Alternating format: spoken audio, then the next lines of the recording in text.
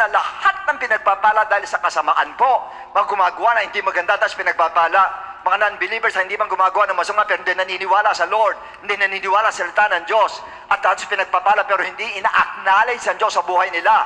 Ay, bagkos binabaliwala pa, parang isang taong nakatuntong sa yelong madulas. Hindi mo sabihin noon, na unti-unting nalulusaw yung yelo na yan, hanggang sa lubusan, bagsak na lang sa kapahamakan.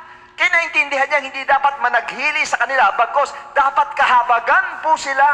At tayong lahat na nandiyan dyan, ganun dapat na nakikita natin pag non-believers po. Yung habag dapat nandoon po. Kahit pinakamayaman pa siya, saksakan siya ng yaman, dami niyang kotse, dami niyang bahay, dami. Huwag kayong mainggit.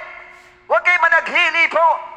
Sabagat hindi yun ang totoo po mga kapatid. Ang totoo nun, yung kahinatnan po nila ay hindi maganda pag sila po ay hindi nakapagsisi ng kasalanan. Kaya nagkaroon siya ng realization mga kapatid sa buhay. Sa verse 22, ano sinabi niya ganon?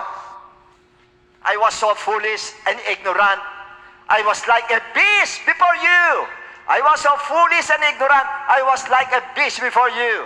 Now first, Asaph admitted that he was foolish and ignorant for having that kind of mentality. Why? In the sense that he forgot about the truth of eternity and the justice of God. Hindi niya nakita yun. Kasi sinabi niya naging foolish siya, naging ignorant siya mga kapatid. Kasi hindi niya nakikita mga kapatid yung judgment na mangyayari sa mga taong yon.